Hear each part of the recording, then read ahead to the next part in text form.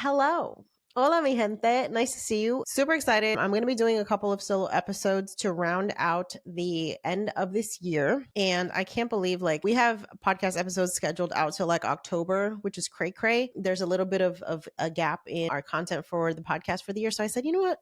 I'm way overdue for a solo episode. So let's do it. I am going to go ahead and make sure I have all my questions queued up here because y'all send in a bunch of questions on the Instagram DMs. And so I appreciate you for doing that. If you ever want to ask a question that you want answered on the show, all you got to do is DM me, send me a DM, or whenever I do those Instagram stories where I'm ask me anything, put it in there. So let's go ahead and do this because we've got a lot of questions to go through. Y'all were really lit in the DMs. Okay, so before we hop into the Q&A, I want to remind you that I do have a free training that's happening next Tuesday, and I'm going to be talking about how to turn your passion into profits. As y'all know, I have a podcast. This is what I do full time. I'm a full-time content creator. I've been doing this for 10 years, and the question I always get from people is how the hell did you do this? And so I'm actually going to be doing a live training next Tuesday where I'm literally going to explain to you how this whole process works, how you can turn the thing that you're passionate about into your full-time career, being a creator, being an online entrepreneur. The webinar is called Passion to Profit. It's going to be virtual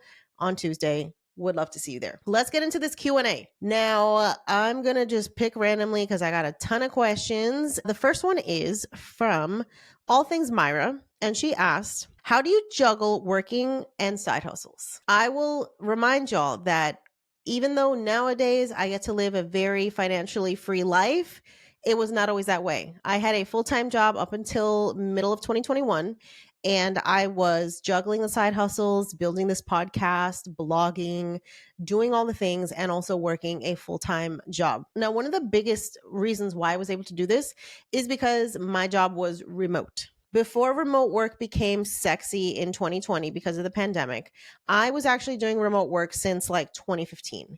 And I always knew that I wanted the type of career that was going to allow me that flexibility. And so when I was job hunting, I was very proactive about finding employers that had remote work policies already in existence. My last employer was Johnson & Johnson. You may have heard of them, top Fortune 50 company, and they've had remote work on their books for years. So I was able to initially negotiate 3 days a week working from home. And that gave me a lot of flexibility to be able to, avoid an hour and a half long commute one way every day. I was able to just be way more productive. If you have ever worked remotely, it's just much easier to balance life when you don't have a long ass commute.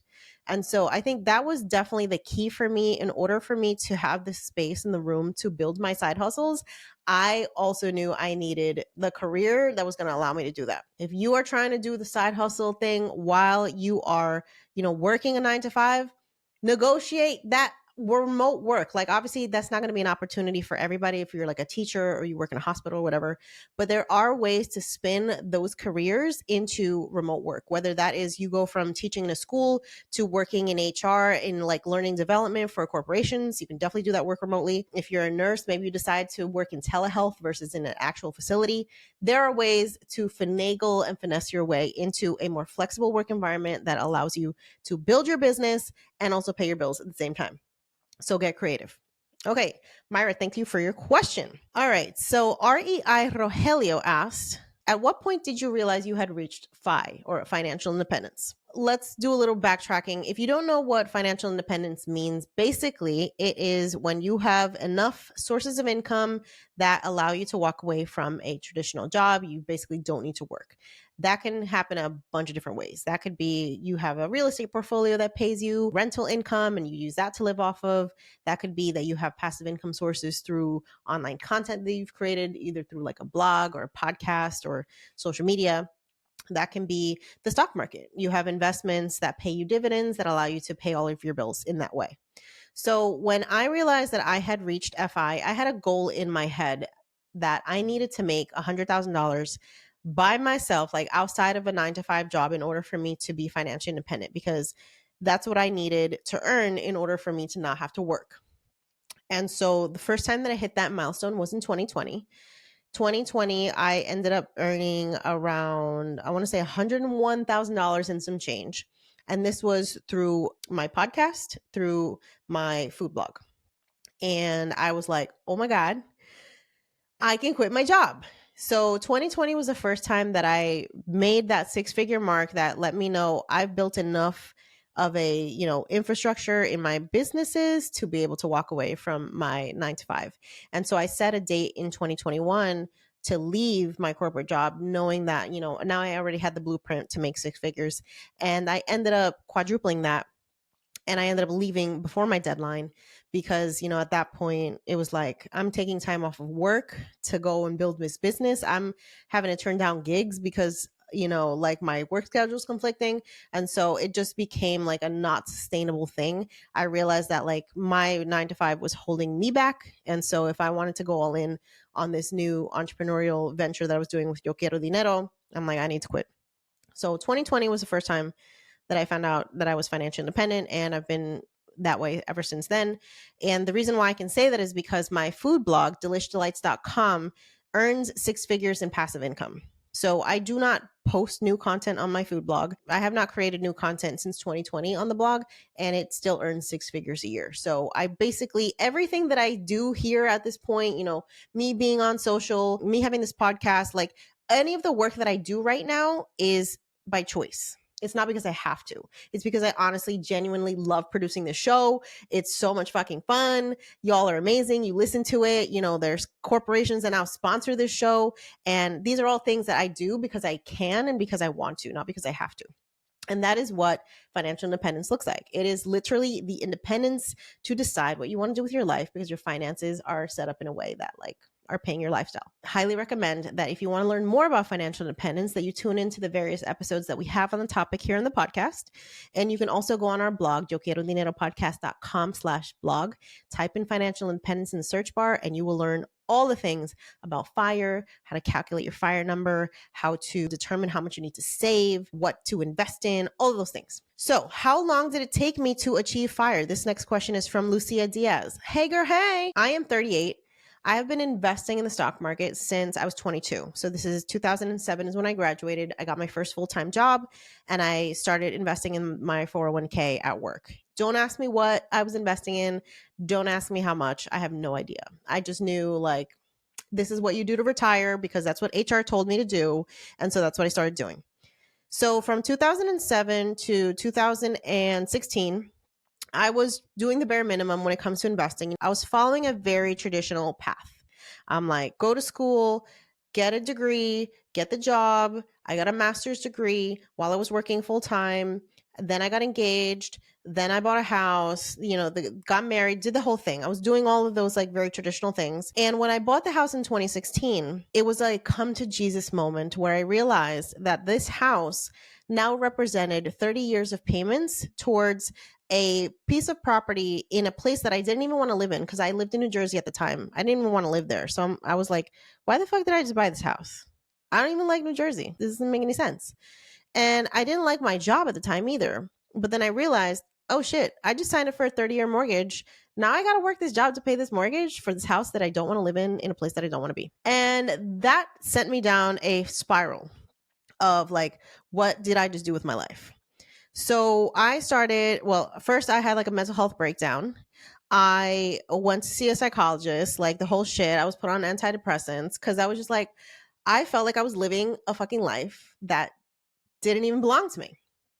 And I literally went on Google and was like, how do you restart your life? How do you quit your job? How do you like stop working? Because I was like so done with corporate. I was so done with like feeling like I was on this perpetual rat race. And I found out about the financial independence movement or the FIRE movement. So that was 2016. I became obsessed. I was listening to podcasts. I was reading books. I was reading blogs. I found Journey to Launch by Jamila Souffrant. I found Afford Anything by Paula Pant. I found the Bigger Pockets podcast. I found The FI Show. And I was just listening to financial independence podcasts all day, every day, all day. I started creating my FIRE plan, essentially. And so I said, okay, the first thing I need to do is I need to get the hell out of the student loan debt. This shit is ghetto. I'm tired. I've been paying this since 2007. It was a 2016 at that point. I'm like, I need to get rid of this shit. So what am I going to do? So a couple years before that, I had started my food blog, Delish Delights, again. And by 2016, I was making like a couple $100s a month. And it was like a little side project. It was bringing in some money. And instead of using that money for like bullshit, which I had been doing previously, I said, I'm going to grow this blog because I already know that there's something here that's making money. I'm going to double down on this blog and I'm going to use the money from this blog to pay my student loan debt. And so that's exactly what I did. I created a plan that from 2016 until 2020, I was going to focus on getting rid of this debt so that I could be debt free by the time I was 35, which would be in 2020. And that's exactly what I did. So for the next 4 years, 2016 to 2020, I was making monthly payments that were exceeding my minimum on my student loans. If it was $500 a month, I was paying $1,500 a month, $2,000 a month, $3,000 a month, whatever it was that was coming in from the side hustles. I was like not even acknowledging that that money was for me. It was to pay off the debt. And in February of 2020, I became debt free because of my food blog, because of side hustling. Okay. Side hustling is such a powerful way to like accelerate your financial goals. It's a game changer. And that's why I will always talk about increasing your income more than I talk about like other stupid shit that you could do. Like, you know, go and open a high yield savings account. Okay, fine. Yeah, go do that. But like, go make more money. That's how you get to the shit that you want to achieve in life. Go make more money. Paid off my debt. In the meantime, I was also learning about like investing for financial independence, learning about index funds and ETFs and the different types of accounts that exist, IRAs, 401ks, brokerage accounts. What are we doing, right? So in the background, I'm like dabbling. And then by the time that I became debt free in 2020, instead of just like going back to normal, I started taking all that extra money that I had been putting towards my student loans and put them in investment accounts. So $2,000, $3,000, $4,000, whatever, a month I was investing. And so I became financially independent because of my food blog primarily in 2021, like I mentioned before. But this was a multiple year journey. And that's what I want y'all to understand. Like, you don't decide to become financially independent and that shit just happens in like a year. This was 2016 was when I found out about it, and 2021 was when I actually achieved it. So this is a 5-year journey. And if you really want to get technical, I mean, I've been investing for now 16 years. So it does take time. But the hardest part is starting and saying, you know what, whatever's been happening here with my money up until this point, this shit's not working. I got to go do something else. Let me go do something else and start from there. Okay, let's see. Next question. Sharon C. Would you recommend a low-income mom of age 58 to open a Roth IRA or contribute to a 401k? This is a great question, y'all. I'm going to say you need to contribute to a 401k. Why? Roth IRAs are super sexy, right? They're a retirement account that allows you to contribute money that grows tax-free. Basically, what happens is you earn income, you pay taxes on that money, you put it in your Roth IRA, you invest it, and you let it ride. And then when you're 59 and a half, you pull that money out. You don't have to pay any taxes on whatever has grown. Sounds fucking great, right? But there's a little known rule called the 5-year rule that people do not know. A Roth IRA has to be open for 5 years before you can withdraw this money tax-free. So if mom, who is 58, opens the account today, she cannot access the money in that account tax-free before age 63 because she needs to wait 5 years. So that's why I say do the 401k. The 401k doesn't have those rules. If you want to do the Roth, just know that you're not going to get the tax benefit from it if you open it today. You have to let it sit there for 5 years, and contribute and do the thing. So that's what I would recommend. Now, obviously, I am not a financial professional. I am a financial educator. So everything and anything that I say is for education purposes only and does not constitute legal advice. Okay, let's see. Next questions. How do I invest if I've never done it before?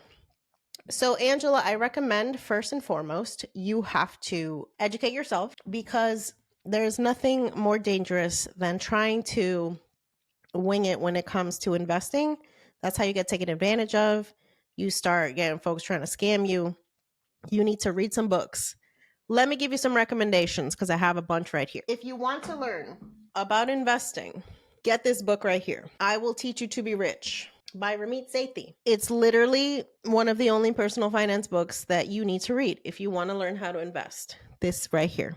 Okay. This book has been around for, I want to say the first one was published in like 2009, the first edition. Tried and true. It's a good one.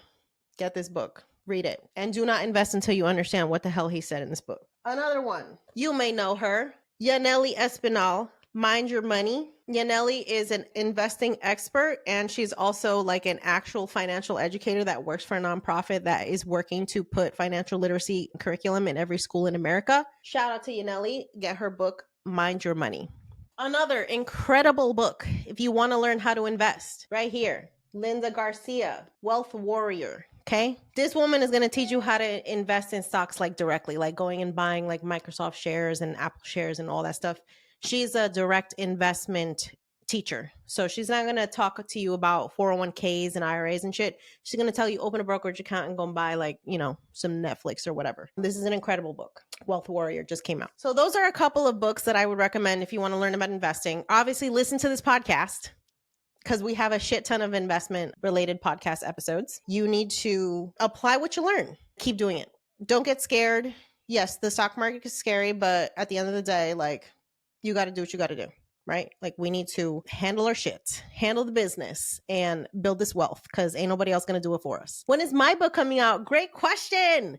My book is coming out March of 2024, just in time for Women's History Month. And we are going to be talking about everything in this book, y'all. Okay. Let me give you a little bit of a rundown of the chapters of the book. So obviously, we're going to talk about the systemic issues at play that are happening in our community, about why Latinas are struggling to build wealth more than other communities. We're going to talk about budgeting, saving, negotiation of your salary, negotiation in general. We're going to talk about investing, wealth guilt, money mindset, financial independence, love and money, creating your financial squad. So like working with financial professionals, how to talk to your family about money. Like, it's going to be a whole ass novel, okay? A money novel. So yeah, thinking of not working with a financial advisor to manage my brokerage accounts. Thoughts? You don't need a financial advisor. This is from CN Taylor 3016. Most of us do not need financial advisors, okay? Because it's just not that serious. Like, unless you have millions of dollars in the bank and you're trying to do like advanced tax strategies, or you're like a fucking you got a million different income sources and a million different accounts, and you're trying to do all types of like offshore accounts and all types of crazy shit, you don't need a financial advisor. Like, you really don't even need to be working with a financial professional until you've at least reached like a couple $100,000 of net worth in your investment accounts. Okay. If you are below like $250,000 in your net worth or in your investments, you don't need an advisor. All you need is a solid plan to invest your money through index funds or ETFs. And if you don't know how to set up like a plan, literally, Ramit in this book talks about the easiest thing that we can all do is just use a target date fund. A target date fund is a fund that is associated with the date in which you anticipate to retire. So if I'm 38, let's say I want to retire in like 25 years. 25 years from now will be around 2048, right? So I'm going to round it up to 2050. I'm going to go into Fidelity or Vanguard or Charles Schwab or TD Ameritrade or whatever the hell, a major brokerage firm, and I'm going to look to see, do they have a target date fund that's associated with the year 2050? They will, because they all do. You can literally type in Google, TD Ameritrade 2050 target date fund. You're going to get the symbol, and you can open an account, transfer some money in there, buy some of that fund. And every time you get paid, buy more of that fund. And what is really cool about target date funds is that they self-adjust as you get older, because logically, you can take more risk with your money as you're younger, and you want less risk as you're older. You want to preserve your gains as you get older, because you're going to live off of that money in retirement, right? So when you're young, you say you set up this account in your 20s, you're going to have a lot more stocks in that fund. And then over time, you're going to switch over to bonds, because stocks are more volatile, aka more risky than bonds. And so all of that happens automatically. You don't have to think about that shit. It is adjusted by algorithms and by people that manage this stuff at the brokerage firms, and you just set it and forget it. And the good thing about index funds is that you can literally set it, forget it. You can set up a monthly transfer, bi-weekly transfer, weekly transfer, whatever it is, however often you get paid, and just do it and forget it. And next thing you know, you're going to wake up and you're going to have a couple $1,000,000 in your fucking account. And it's like, wow, why didn't anybody tell me it was that easy? So that's all you got to do. Don't complicate your life. Target date fund is the easiest way to start investing.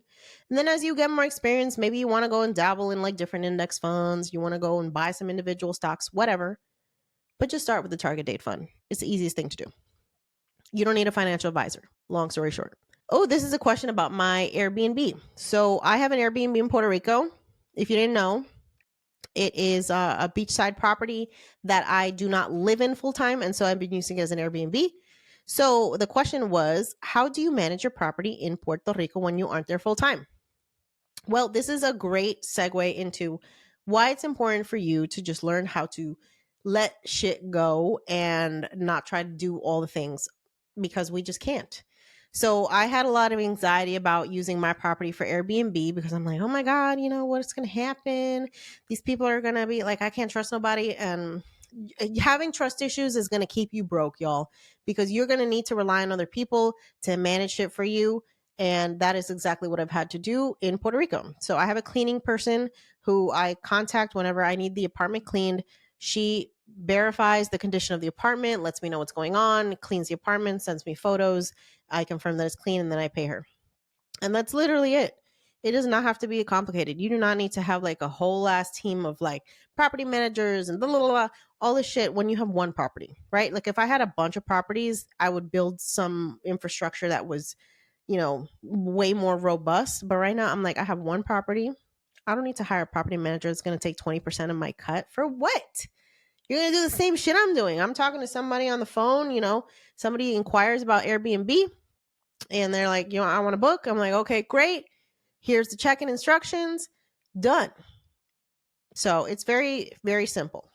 This question is from Travelin' Brie 80. I have an old state retirement account. Should I leave it alone or roll it into an IRA? I would say do not leave your old retirement account and just let it sit there stagnant. If you have left an employer, please roll your account over into an IRA. Why? Because when you leave a job, you cannot contribute to that account anymore. You can't put any more money in that 401k or that 403b or that 457b or that TSP plan. You cannot put money in. So what is the point of having an account there that is just going to sit there and is not going to allow you to continue to contribute to build your net worth? So I love the tool Capitalize. Capitalize is a free tool. They will help you roll over your old accounts, 401ks, 403bs, 457, whatever. They will help you roll those accounts over into an IRA or an account of your choice. They're going to help you figure out what's the best option based on what you have. And they do it for free. And yes, they are an affiliate of mine because I fucking love them. I've referred them to friends and family. My sister used them to roll over her old 401k into an IRA. And they don't charge you anything. How they make money is they charge the brokerages that they bring business over to. So in exchange for making this whole process super easy for you and taking care of the paperwork, they charge them. They don't charge you. And then you can continue to contribute to your accounts, keep investing, keep growing your net worth. And like, you don't have to worry about where your money is because you're keeping it with you, right? You wouldn't abandon an old bank account. So why the hell would you abandon an old retirement account? That's cray-cray. Don't do it. All right, Angel's asking, what bank is good to start a 401k? You don't necessarily start a 401k unless you're self-employed. You can create your own 401k if you are a business owner, but if you're working, a corporate job, hopefully they'll have access to a 401k or an equivalent account, and you would just use whoever they have, on staff. I personally have my 401k through my business with Fidelity. I used to have it with Vanguard. Most major brokerage firms allow you to open what's called a self-employed 401k, or you can also do a SEP IRA if you're self-employed. The rules for the accounts are a little bit different.